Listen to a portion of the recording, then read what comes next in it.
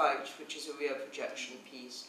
And I just think that in order to understand Nathan Phillips' and backstory, which is going to be shown here as part of the festival, that it's very important to explain a little bit of the background of Mark's interest in rear projection, what the technology is, and also the way that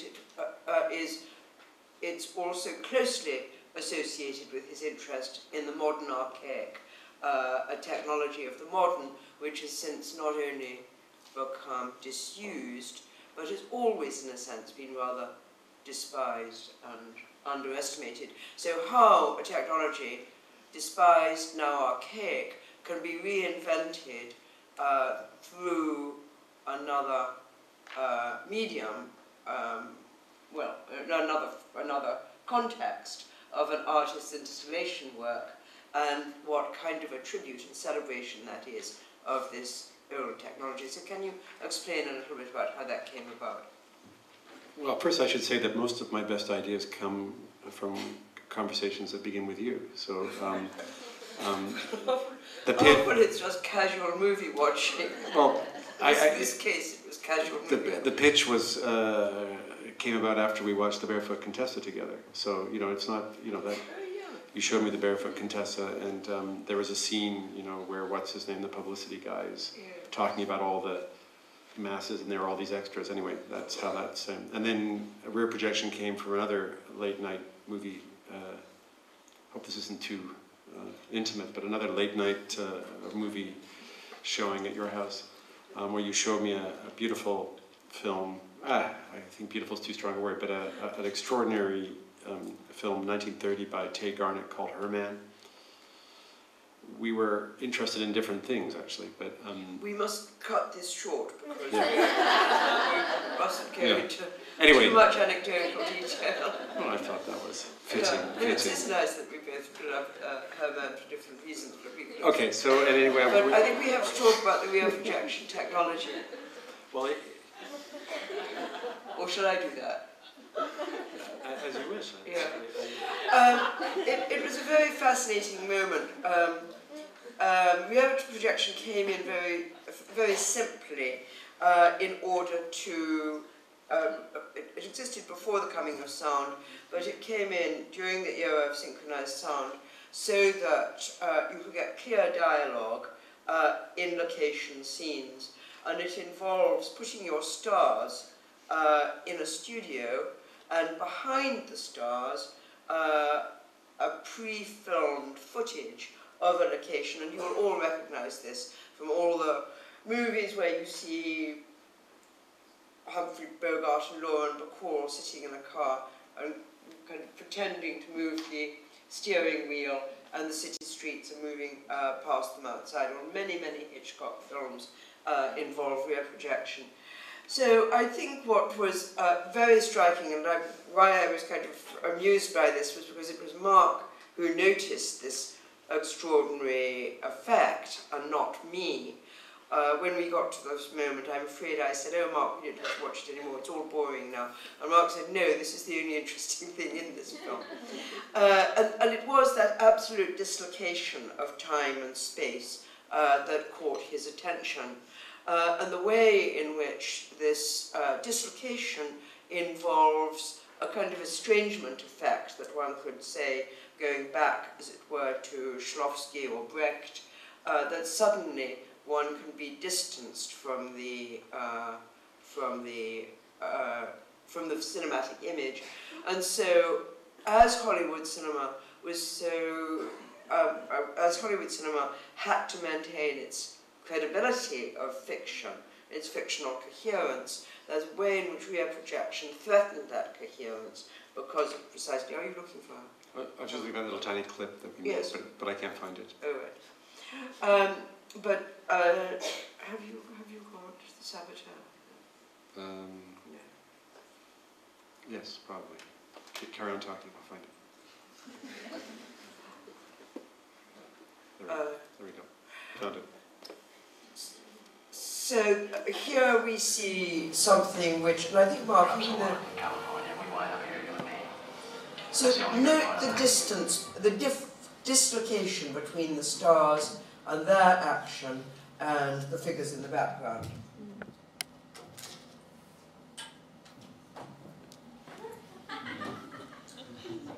It's hard to see because of the low resolution on the screen, but basically they're shot in a studio on a turntable. The people behind are obviously rear projected. And it has an extraordinary magic that it lifts the, I mean, this is my favorite rear projection scene of all time, is the Hitchcock. It lifts the couple out of the, this is the moment where they realize they're in love. They haven't realized this before. And so it's fitting that they should be lifted out from the crowd and become highly... They realise they're in love, but they also realise, as it's a Hitchcock film, that they're in intense danger. Danger, yeah. But isn't that perfect? And then, so yeah. So the Nathan Phillips Square has is a remake of this, if you like, of this scene on ice. It has a couple dancing on a date in one of the most romantic, magical places you could possibly imagine, which is an outdoor ice rink in the middle of winter, in the middle of a modern city.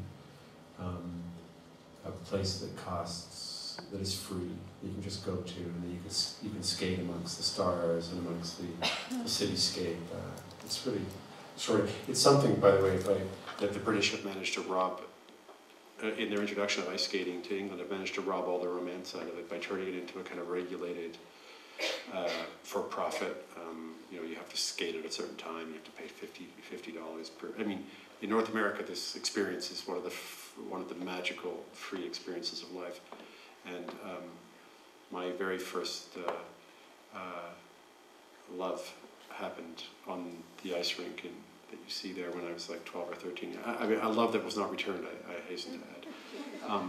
But which is rather the case in your Nathan Phillips Square film, indeed. Film. Yeah, this was the two actors. You said we weren't supposed to get anecdotal, no, we're not. But the two actors. Because I want to open it up for discussion now. Shall I just say how it was yes. made? So the background is shot on this rink that I love in Toronto, where I skated as a kid and still skate every winter when I go back. And extras were, for 2 or 3 nights, we shot the background, and we shot that on film. And then we went to Los Angeles with the film and then projected that behind 2 actors who were skating on a turntable, in the same way that these 2 are dancing on a turntable of plastic ice. And the anecdote is that the 2 actors, of course, have to kiss in my film. And I got a phone call late one night, around 1 o'clock in the morning after we'd finished shooting, and the actress said to me, I'm feeling uncomfortable because, I've forgotten his name now, he's taking it too seriously, he's taking the kiss too seriously. And, so I told her to, anyway, we talked about it for ages until, she said it wasn't so much the kiss, but it was what was happening afterwards in the changing rooms. And so I told her the story about an actress who hated her actor, and every time, I can't remember who it was, Julia Roberts or something, and every time she was going to do her big kiss scene, she used to take out a raw onion and eat it. And then that certainly put an end to a damp on the but you will see in the film, yeah. This is where I finish, you will see in my film that just when he comes in to kiss her, you feel, it's very, very, difficult to read, but I think it actually gives a quality of accidental magic to it, where you see her kind of pull back a little bit. She's not happy about the kiss, and it kind of creates it. I think it makes it much better than it would have been had they gone ahead and kissed passionately like I wanted them to. Right, could we have the lights, please? And where's Frank? Yeah, Frank, we've run a little bit over time, but I see the doors haven't opened for drinks yet. So perhaps we can carry on a little bit longer with discussion. But let's just see first if anyone wants to bring up any particular questions, or even just make comments about what we've been talking about so far. Yes, please. I just wanted to ask, when is it before question. Is it the one North Central, do you think it's called? The building and the boys? North Circular, yeah. North Circular.